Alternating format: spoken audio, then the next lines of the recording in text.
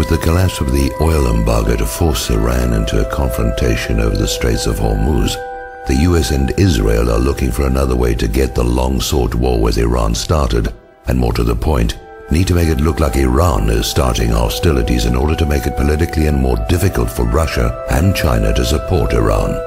Now, recall that Israel has a past history of attacking US warships and framing others to trick the US into attacks on Israel's enemies, with the Israeli attack on the USS Liberty, initially blamed on Egypt, as the most well-known example.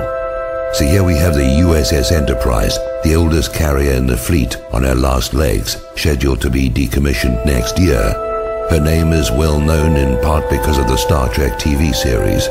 Decommissioning a nuclear aircraft carrier is a very expensive process. USS Enterprise is powered by 8 nuclear reactors, all of which must be disposed of as nuclear waste material along with all the associated machinery. The US Navy would save a great deal of money, more than the scrap worth of the steel, if USS Enterprise were to be sunk in the Persian Gulf, where the radioactive mess is someone else's problem to deal with. So why send an ancient warship at the end of a useful life into harm's way?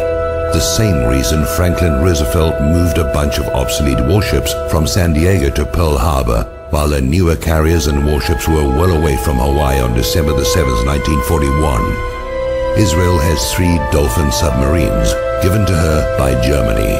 They have been seen transiting the Suez Canal in the past and could well be operating in the Gulf of Oman, even the Persian Gulf by now, lying in wait for a used-up and obsolete warship, more useful as a sacrificial lamb than an actual weapon, a ship with American sailors to be attacked as Israel attacked the USS Liberty, then to be blamed on the designated target, Iran, by a compliant media.